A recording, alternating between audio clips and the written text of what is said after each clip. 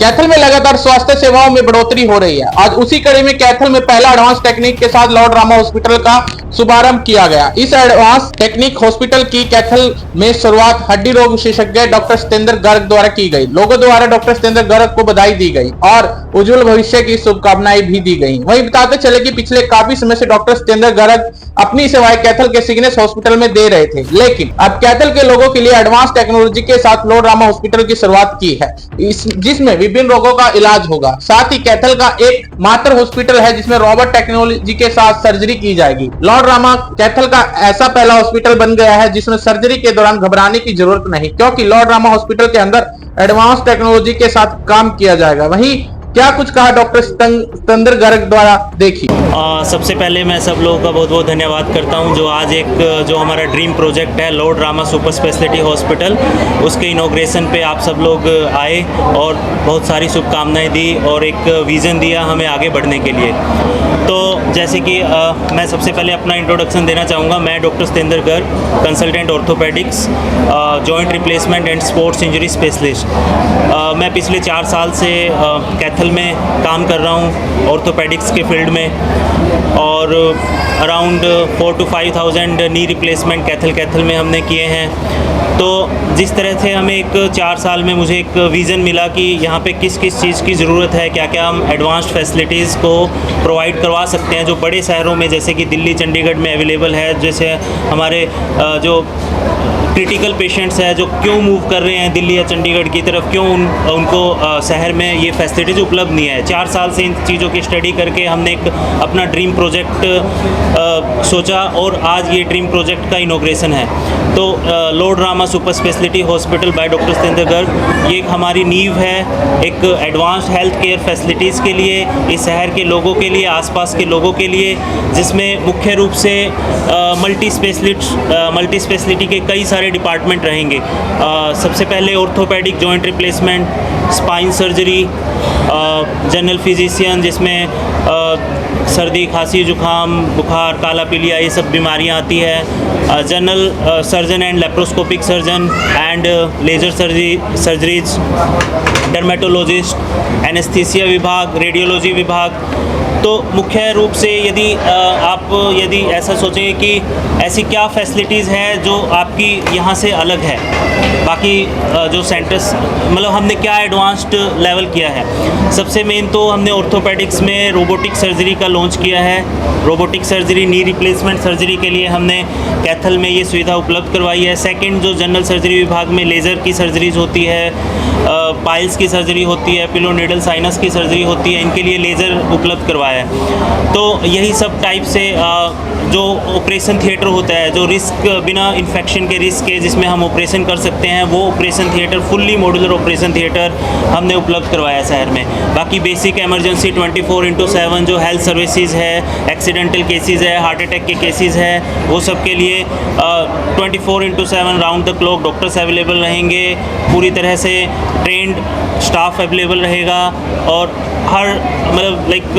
Junior doctor senior doctor जिस भी समय मरीज़ को ज़रूरत हो वो यहाँ पे उपलब्ध रहेंगे। तो यही चीज़ें हैं जो हम शहर के आगे बढ़ाने के लिए और एडवांस्ड फैसिलिटीज़ देने के लिए हम लगातार प्रयास कर रहे हैं। रोबोटिक सर्जरी में क्या होगा?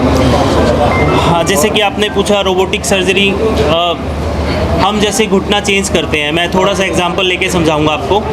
घुटना चेंज करने के लिए हम एक सरफेस तैयार करते हैं। जैसे घुटना हमारा 2 बोन से बना होता है, ऊपर की हड्डी नीचे की हड्डी।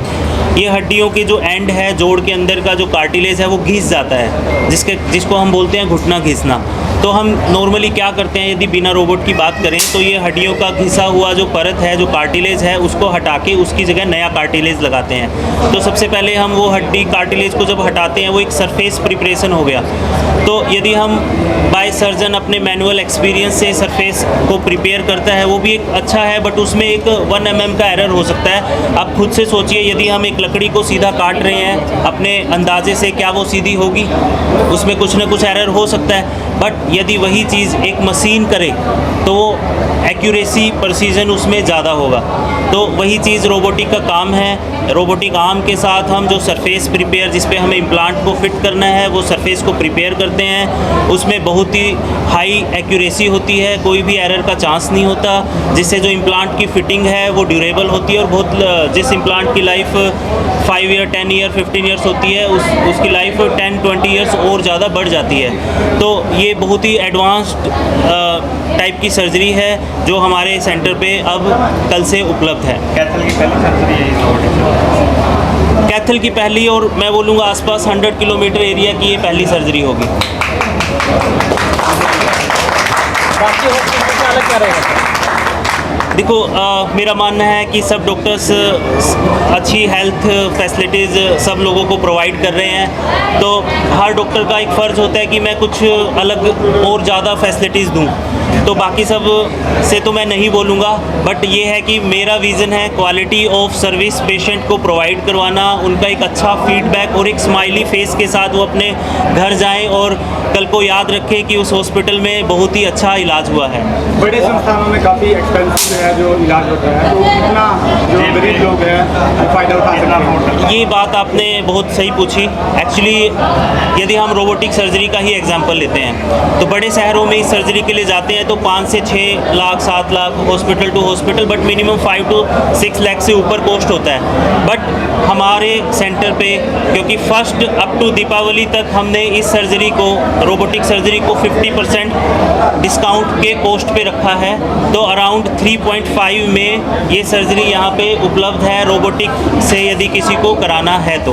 आयुष्मान कार्ड वगैरह फैसिलिटीज़ वगैरह कार्ड वगैरह मेडिकल का? हाँ, जितने भी हेल्थ इंश्योरेंस फैसिलिटीज़ है, NABH का कार्य है या आयुष्मान हेल्थ फैसिलिटीज़ है, इनके लिए प्रॉपर कार्य चल रहा है और नियर फ्यूचर में 1.5 महीना 2 महीना में ये सारी फैसिलिटीज़ हमारे हॉस्पिटल में उपलब्ध होगी। और कौन से डॉक्टर मतलब सेवाएं देंगे? हमारे पास मुख्य रूप से डर्मेटोलॉजिस्ट डॉक्टर दीक्षा गर्ग हैं, जनरल फिजिशियन हैं, हमारे पास general surgeon doctor Vikram Garg है। तो लाइक मेडिसिन ICU से रिलेटेड या पॉइजनिंग केसेस से रिलेटेड या हृदय रोग से रिलेटेड सारी फैसिलिटीज़ हमारे पास होगी।